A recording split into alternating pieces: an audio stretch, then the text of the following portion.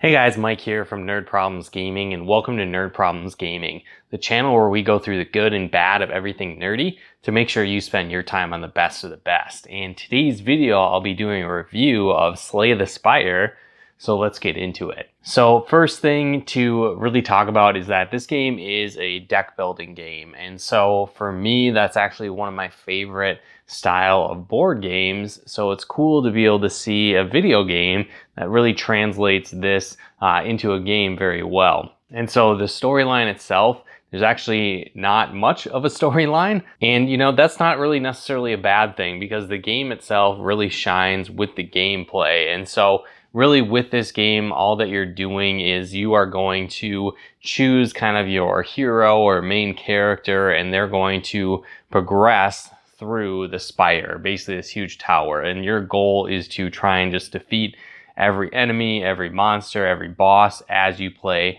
throughout it. And so you start off with three main characters when you're first getting rolling. The first one is the Ironclad, and this is basically kind of like your aggressive soldier type as you're playing. And so this deck is really based around getting more power-ups, getting stronger attacks, kind of wiping out your enemies as quickly as possible and just kind of absorbing the damage as you go through.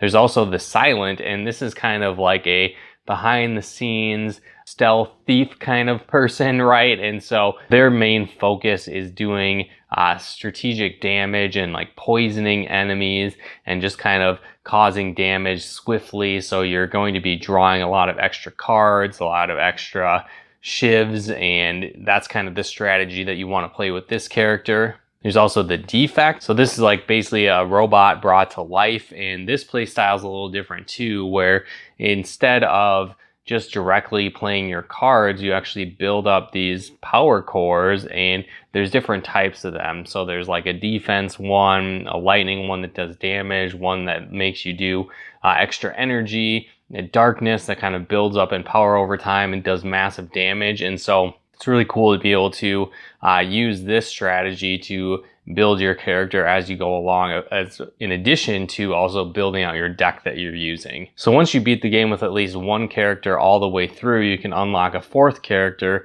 the Watcher. And so this is kind of like a monk almost fighter, and so it's pretty cool. You shift into different stances with this character. So there's like a wrath stance that does a lot of damage. There's like a calm stance that boosts your defense. And there's other stances as well as you play that you can kind of morph into, and then they give you different boosts and stat improvements. Basically, your attacks are more effective, you can defend better, various things like that based on the stance that you're in. And so these are kind of the base characters that you can play through the Spire and try and, again, make it to the top, beat everything, beat every floor, beat every level with each character.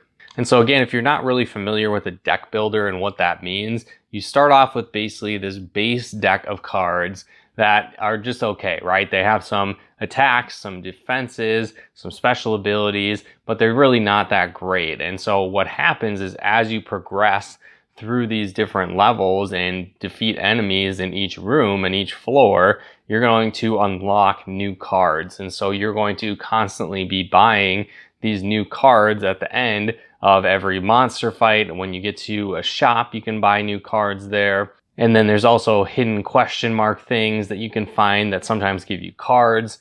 Sometimes they give you relics that boost various stats or give you special abilities as you play through. And so what this does is each floor that you go into and get new cards, your deck just keeps getting bigger and bigger. And so this gives you a unique gameplay style every single time. What's cool, it's like a rogue style game as well. So it's randomly generated every single time. So the paths are different every time. The monsters are different. The boss fights that you're doing are different. So it's pretty cool. There's a ton of replay value because you can keep playing through.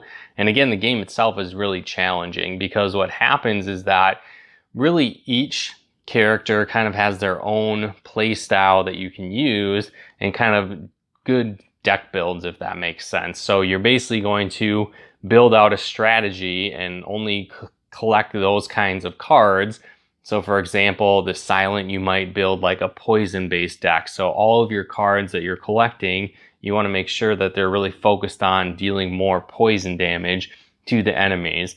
Again, there's the defect robot guy. You know, one of the favorite strategies I had was kind of building up a defense base. So all of your orbs were constantly building up a defense. So it's kind of like people couldn't even hurt me as I progressed further along and got even better cards. So it takes a long time kind of figure out what one of these strategies you like with a character and how you want to build them out, and then trying to get those cards as you're playing through.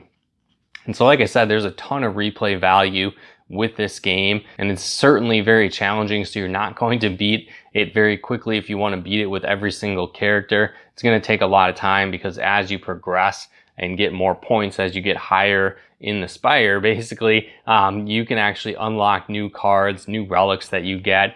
And so again, it kind of really improves the replay value for you and allows you to get further as well. So it kind of had like a Dead Cells feel to it almost, but then a deck building game with that random generation, and then getting new items and steadily being able to progress further. But again, guys, let me know in the comments below if you've played this game, if there's other deck building video games out there. Like I said, this is definitely one of my favorite types of board games that I like to play. So if there's more video games like this, I would definitely want to check them out. So let me know in the comments below how you feel about this game. And again, guys, if you like this video, be sure to smash that like button and turn on those bell notifications and subscribe to our channel here to get the latest updates of new nerd videos we put out here.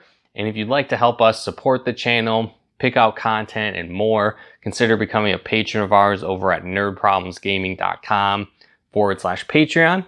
And if you'd like to follow us on our live streams and Let's Plays we do from time to time on the channel here, you can follow us over on Twitch at nerdproblemsgaming.com/Twitch. But once again, guys, thanks for tuning in, and we'll talk to you more soon.